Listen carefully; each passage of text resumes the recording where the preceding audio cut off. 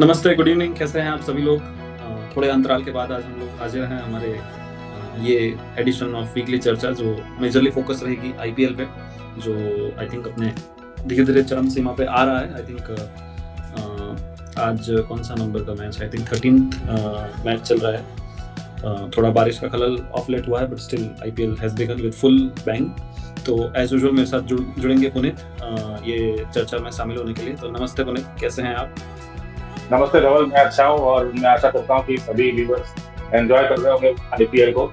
और आईपीएल की जो शुरुआत हुई काफी अच्छी हुई है, क्योंकि हम पहले दोनों मैच में जो हमारे बहुत ही बिलवेड है रोको, उनका हमें पूरा करिश्मा देखने को मिला पहले ही दोनों मैच में। और तो मतलब इससे अच्छी खबर कोई हो नहीं सकती और काफी अच्छा चल रहा है। एक आध इंटरेस्टिंग मैचेस भी हुए हैं जिसके बारे में हम बात करेंगे। अभी तक कुल जैसे आपने बताया कि आज शायद 13वां मैच है, तो अभी तो जस्ट अर्ली स्टार्ट कह सकते हैं आईपीएल का, क्योंकि आईपीएल आपको पता ही काफी लंबा टूर्नामेंट होता है, 2 महीने का टूर्नामेंट है। इसका फाइनल आई थिंक लास्ट मई में खेला जाएगा, 31st या 31 मई को। तो अभी तो काफी लंबा टूर्नामेंट है, काफी कुछ चलेगा इस टूर्नामेंट में, तो काफी उतार चढ़ाव आएंगे। लेकिन अभी स्टार्टिंग सिनेरियोज क्या है उसके बारे में हम बात करेंगे। तो धवल प्लीज आप शुरू कीजिए। ठीक है, मैं आई थिंक पॉइंट्स टेबल से स्टार्ट करता हूँ। पॉइंट्स टेबल को लीड कर रहा है पीबीकेएस।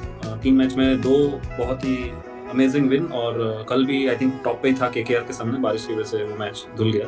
तो 5 पॉइंट के साथ पीबीकेएस टॉप पर है। उसके अलावा आरसीबी, आरआर और डीसी तीनों ने 2-2 मैच खेले हैं और तीनों टीमों ने दोनों मैच जीते हैं। तो वो तीनों रिस्पेक्टिवली 2, 3, 4 पर है।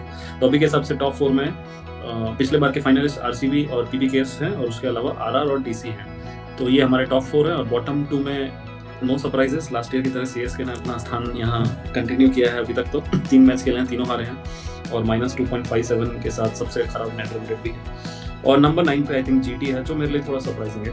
तो अच्छा खेले है दोनों मैच में, आई थिंक काफ़ी हद तक मैच में रहे हैं, और जीटी के दोनों मैच इंटरेस्टिंग रहे हैं। लास्ट मैच तो उनको जीतना चाहिए था, 2 ओवर में 15 रन। आज के ज़माने में आई नो टेलेंडर्स खेल रहे थे, बट स्टिल राशिद और Rabada are more than capable batters. तो मैं थोड़ा सरप्राइज हुआ कि जीटी वो चेज़ नहीं कर पाया। तो ये अभी के सूरत हाल हैं पॉइंट्स टेबल के। मैचेस बाय मैचेस ब्यौरा तो आई थिंक लंबा हो जाएगा, क्योंकि 12-13 मैच हो गए हैं। बट पुनीत से मैं जानना चाहूँगा, उनके हिसाब से कौन सी टीम उनको प्रभावित की है? जो टॉप 4 अभी चल रहे हैं, क्या वही रहेंगे, या एमआई, एसआरएच, एलएसजी या कोई बाजी मारेगा? देखिए, पंजाब, आरसीबी और राजस्थान का तो आपको मतलब लग ही रहा था कि वो मतलब अच्छा करेंगे, क्योंकि आरसीबी तो लास्ट टाइम की डिफेंडिंग चैंपियन है। तो आई थिंक उसी को उन्होंने कंटिन्यू किया है, अभी तक दिख रहा है। पहले दोनों मैच विराट कोहली का भी काफी अच्छा फॉर्म दिख रहा है उसमें, और पंजाब किंग्स का भी जो मतलब लास्ट सीजन उनका रहा है उसी को उन्होंने कंटिन्यू किया है। अनफॉर्चुनेटली कल का जो मैच था वो थोड़ा बारिश की वजह से नहीं हो पाया था, नहीं तो मुझे लगता है कि कल का बाकी वाला मैच में भी उनको पॉइंट्स मिल ही जाते। तो इन दोनों का तो काफी मतलब हमको एक्सपेक्टेशन थी कि ये लोग अच्छा करेंगे। राजस्थान रॉयल्स भी एक काफी अच्छी टीम है, और जो जडेजा का जो ट्रेड हुआ है वो काफी अच्छा देखने को मिला है। और पहले में उनका सीएसके के सामने था, और इस बैटिंग फ्रेंडली आईपीएल में उन्होंने बॉलिंग फ्रेंडली मैच करवाया है, जिसमें सीएसके को सिर्फ 127 रन पे उन्होंने लिमिट रोक दिया था उन्होंने, और काफी आसानी से वो मैच जीते थे। तो आरआर का भी काफी अच्छा इम्पैक्ट रहा है, और वैभव सूर्यवंशी तो आपको पता ही है, तो इनके ऊपर काफी निगाहें बनी रही है हमारे ऑडियंस की, हमारे व्यूअर्स की।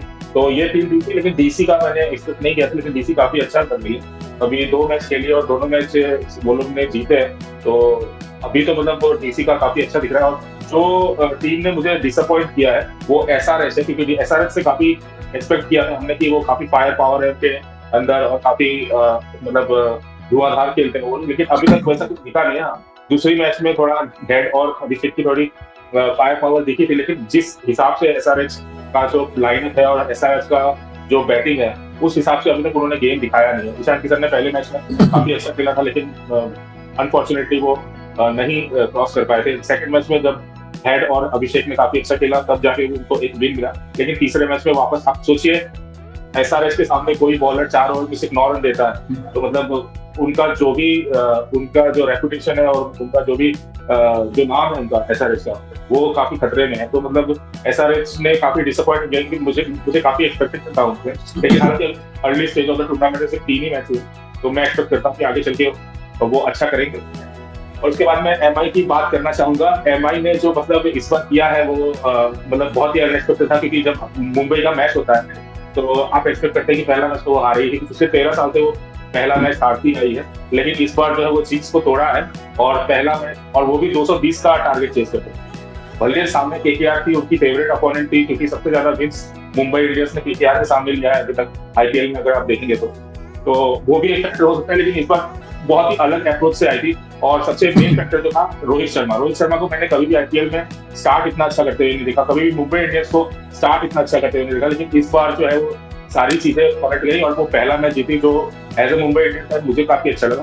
तो लेकिन भैया दूसरे मैच में थोड़ा नहीं कर पाए अच्छा, और डीसी ने उनको आराम से हटा दिया। लेकिन मैं एक्सपेक्ट करूंगा कि मुंबई इंडियंस ने जैसा शुरुआत किया है इस टूर्नामेंट में आगे भी वैसा ही खेल करते हैं। और उसके बाद जो बॉटम की टीम्स हैं, एलएसजी, केकेआर, जो की सीएसके, तो सीएसके की मैं बात करूंगा। सीएसके ने हालांकि उन्होंने पूरी टीम चेंज कर दी, पूरा फेस चेंज कर दिया अपनी टीम का, लेकिन रिजल्ट में कोई चेंज नहीं कर पाया। वो मतलब शायद 2 या 3 मैच खेले हैं, 3 मैचेस खेले, और तीनों मैच में उनको एक भी, हालांकि जीत हार हम नहीं बोलते कि जीत हार तो एक पार्ट हो, लेकिन जिस तरह से उन्होंने गेम दिखाया है तीनों मैच में, तो वो काफी डिसअपॉइंटिंग रहा है। संजू सैमसन का ट्रेड हुआ था, लेकिन संजू सैमसन ने जो फॉर्म हमें वर्ल्ड कप में दिखाया था, लेकिन वो फॉर्म अभी तक आईपीएल में उनको मिला नहीं है। शायद नई टीम है, अभी टीम में एडजस्ट होने में थोड़ा टाइम लग रहा है। लेकिन मेरे को लगता है सीएसके को संजू सैमसन से ज्यादा वरी जो है वो जो उन्होंने कॉस्टलिएस्ट बाय किया है, प्रशांत वीर और दूसरा नाम नहीं आ रहा है, हाँ, कार्तिक शर्मा, ये दोनों जो सबसे कॉस्टलिएस्ट बाय किया था उन्होंने, मतलब यंग प्लेयर्स को, लेकिन उनसे अभी तक कोई आउटपुट नहीं मिला है उनको, तो वो उससे ज्यादा डिसअपॉइंटिंग होगा सीएसके, मुझे लगता है।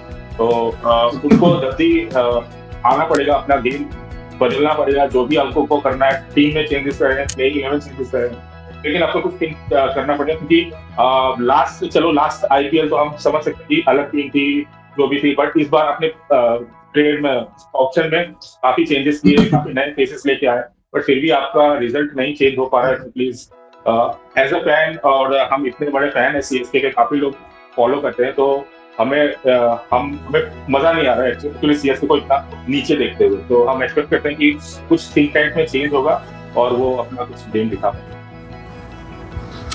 जी, just to continue on that CSK point, क्योंकि आप तो जानते हैं मैं भी उन मिलियन फैंस में से एक हूँ, तो आई थिंक हमने ऑप्शन के बाद ही बात की थी, and I little feel sad for Prashant Veer और कार्तिक, क्योंकि आई थिंक उन लोगों को 14 करोड़ के प्राइस टैग ने एक तो वो प्रेशर दिया है, जो हमें पता है कि आईपीएल का बहुत बड़ा प्रेशर होता है, ऊपर से उनको आईपीएल का कोई एक्सपीरियंस नहीं था। तो आई थिंक हम लोग तभी श्योर थे कि ये बैकफायर हो सकता है। आप ठीक है, एक अनकैप्ड प्लेयर पे कितना बैंक कर दो, मगर दोनों पे जाना और 28 करोड़ इन्वेस्ट करना और डेविड मिलर और ये सारे खिलाड़ियों को बेस प्राइस पे जाने देना, आई थिंक हमको पता था कि हर्ट करेगा, क्योंकि अभी आप देखें ब्रेविस नहीं है तो आपके पास ऑप्शन ही नहीं है, क्योंकि शॉर्ट ओपनर है तो शॉर्ट को आप खिला नहीं सकते। तो प्रैक्टिकली सीएसके के पास सिर्फ ओवरसीज बॉलर्स हैं। अभी सुनने में आ रहा है कि ब्रेविस शायद अगले मैच में आ जाएंगे, मगर आपने कोई बैकअप ना लेके, मुझे लगता है कि सीएसके ने अपने सारा हॉर्सेस फॉर कॉर्सेस कर दिया दुबे और ब्रेविस को, जो मुझे अनफेयर लगा। और मैं डेफिनेटली प्रशांत और कार्तिक को तो ब्लेम नहीं करूंगा, फर्स्ट सीजन नेवर इजी। तो ये तो आई थिंक सीएसके की बात हो गई, इस पे तो हम कंटिन्यू कर सकते हैं रात भर, मगर अब मैं कुछ अच्छी जो टीमें चल रही हैं उनकी बात कर लेता हूँ। आई थिंक आरसीबी हम दोनों एग्री हैं कि इस समय टीम को बीट लग रहा है, मगर एक चीज़ मैं अभी कहना चाहूँगा, उन्होंने बाहर ट्रैवल नहीं किया है। आई नो लास्ट सीजन वो सारे अवे गेम्स जीते थे, मगर हर सीजन अलग होता है। मैं आरसीबी को देखना चाहूँगा अवे में कैसा खेलते हैं। उनका टॉप 6 मेरे हिसाब से इस आईपीएल में और लास्ट आईपीएल में कहा जा रहा था वन ऑफ द बेस्ट, और आई थिंक हम कंटिन्यू कर सकते हैं, क्योंकि देवदत्त इंप्रूव हो गए हैं, रजत और इंप्रूव हो गए, डेविड ने तो दिखा दिया अपना जौहर। मुझे लगता है कि RCB has gone from 90 to 95, I think वो वाला लेवल हो गया। तो आई थिंक आरसीबी की बॉलिंग भी बहुत अच्छी है, वो भी हेजलवुड के रिप्लेसमेंट जो डफी हैं, वो इवन अभिनंदन ने मुझे इम्प्रेस किया है, और सुयश शर्मा ने भी अच्छी बॉलिंग की है, और कृणाल पंड्या तो स्पिनर पेसर सब कुछ है, बाउंसर भी फेंकते हैं। तो मेरे को लगता है आरसीबी कंप्लीट टीम लग रही है, तो आई थिंक वो बहुत डिसअपॉइंटेड होंगे अगर टॉप 2 में फिनिश नहीं होता है। और मेरे को आई थिंक पंजाब भी लग रही है उसी लेवल पे, कूपर कॉनली का आना, श्रेयस का फिर से वही कप्तानी कंटिन्यू करना, और आई थिंक ज़्यादा गैप्स थे नहीं, बट पंजाब ने वो सबको अच्छे से मैनिपुलेट किया है मेरे हिसाब से। और अभी तो शशांक और ये सब फॉर्म में नहीं आए, उसके बावजूद आई थिंक पंजाब अच्छा कर रहा है। तो पंजाब और आरसीबी में तो मैं सरप्राइज नहीं होऊंगा। आरआर में मुझे अभी भी थोड़ी सी वीकनेस दिख रही है। आई थिंक उनकी जो बॉलिंग है वो थोड़ी वन डायमेंशनल है, अगर कोई फ्लैट पिच पे वो आते हैं। अभी आई थिंक उन्होंने गुवाहाटी और दूसरा मैच अहमदाबाद में उन्होंने अच्छा डिफेंड किया, बट वहाँ भी हमें पता था 15 रन 2 ओवर में हो सकते थे चेस। तो आई थिंक आरआर अभी थोड़ा अनटेस्टेड है मेरे हिसाब से, तो मैं और देखना चाहूँगा उनको। और चौथी टीम डीसी भी मेरे को थोड़ी हॉट एंड कोल्ड लगी है। केएल राहुल के रन्स नहीं निकले हैं, नीतीश के भी नहीं निकले हैं, और अक्षर का भी वो फॉर्म नहीं देखा है, तो उसके बावजूद जीत रहे हैं वो अच्छा है, मगर आई थिंक गैप्स तो है। तो मैं कुछ स्टैट्स की बात कर लेता हूँ। आई थिंक ऑरेंज कैप में इस समय सरप्राइज होंगे सभी लोग, Sameer Rizvi from Delhi is leading. 2 he inning खेले हैं और दोनों मैच उन्हीं की वजह से जीती है डीसी। एग्जैक्टली, और 2 मैच में आई थिंक 160 रन बनाए हैं। और मजे की बात यह है कि दोनों मैच में वो सब्स्टिट्यूट, इम्पैक्ट सब्स्टिट्यूट थे, और उसमें भी श्योर नहीं था वो खेलेंगे। आई थिंक अगर विकेट जल्दी नहीं गिरती तो शायद आशुतोष को भी खिला सकते। तो आप सोचो, जो उनके प्लेइंग 11 में नहीं है वो अभी ऑरेंज कैप को लीड कर रहे हैं। नंबर 2 पे क्लासन, नो सरप्राइज, हालांकि 3 इनिंग खेली है उन्होंने। और नंबर 3 पे रोहित, तो अगेन वेरी हैप्पी टू सी रोहित। तो अभी तो ये तीनों लड़ रहे हैं, और उनके अलावा देवदत्त, कूपर कॉनली और अंगिश रघुवंशी भी हैं जो 100 से ऊपर रन बना चुके हैं। तो इन 5 के बीच में भी बैटल हो रहा है। But I am sure KL Rahul, Virat Kohli, Jos Buttler, Shubman Gill, ये सब खिलाड़ी इस लिस्ट में जल्दी शामिल होंगे, ऐसा मेरी उम्मीद है। बॉलिंग की तरफ चलते हैं। आई थिंक काफ़ी सारे बॉलर्स हैं जिन्होंने 5-5 विकेट ले लिए हैं। डफी हो गए, वाइशक हो गए, अंशुल कंबोज भी हैं सीएसके के, रवि बिश्नोई हैं। तो आई थिंक इन 4 या 5 बॉलर्स ने 5 विकेट लिए हैं। तो अभी तक पर्पल कैप टाइट चल रहा है। तो ये आई थिंक कहानी है ऑरेंज और पर्पल कैप की। इसके अलावा मैं जानना चाहूँगा इन जनरल आपके लिए पर्सनली कौन सा सबसे अच्छा मैच रहा? मतलब ऑफ कोर्स रोको का फॉर्म तो हम सबके लिए काफ़ी स्पेशल रहता ही है, बट न्यूट्रल फैन के हिसाब से पूछूँ तो जैसे मैं अगर मेरी बात करूँ तो मुझे जीटी आरआर का मैच अच्छा लगा। आई थिंक वो लास्ट ओवर तक गया और दोनों ने 200-200 रन बनाए, ऐसा भी नहीं कि 250-250 रन बन रहे हैं। तो मेरे को लगा रीजनेबल रन्स बने हैं, अच्छी बॉलिंग हुई है और अच्छा डिफेंड हुआ। तो मेरे लिए पर्सनली जीटी आरआर का मैच है। आपके लिए अब तक के 12 मैचेस में बेस्ट मैच कौन सा है? लेकिन मैं भी उसी मैच का नाम ले रहा हूँ, लेकिन अब आपने ले लिया तो मुझे कोई दूसरा मैच पिक करना पड़ेगा। मैं एलएसजी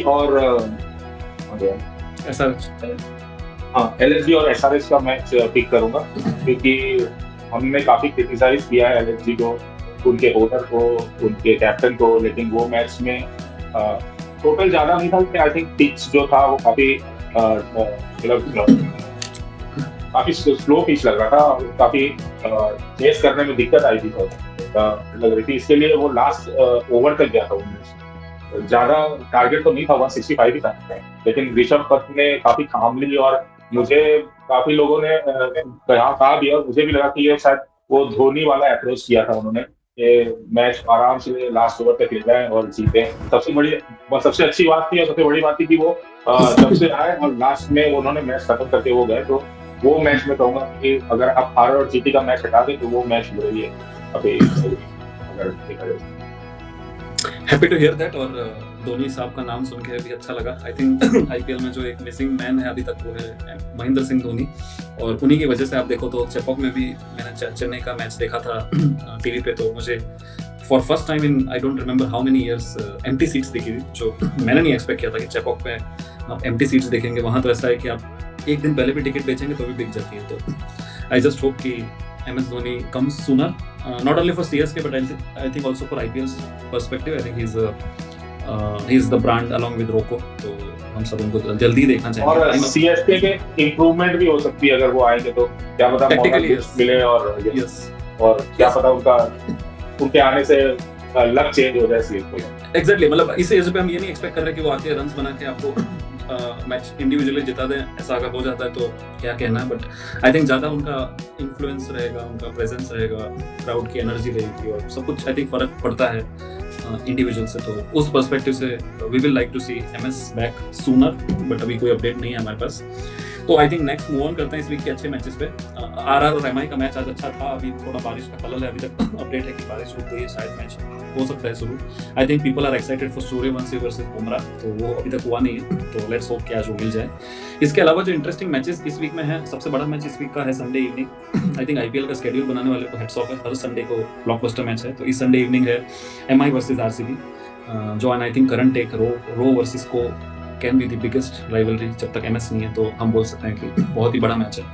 उसके अलावा जो मैच मैं काफ़ी इंटरेस्टेड हूँ देखने के लिए, आई नो TRP वाइज कैसा होगा I don't know, but I think मुझे PBKS और SRH बहुत अच्छा लग रहा है। सैटरडे आफ्टरनून 3 बजे है वो मैच।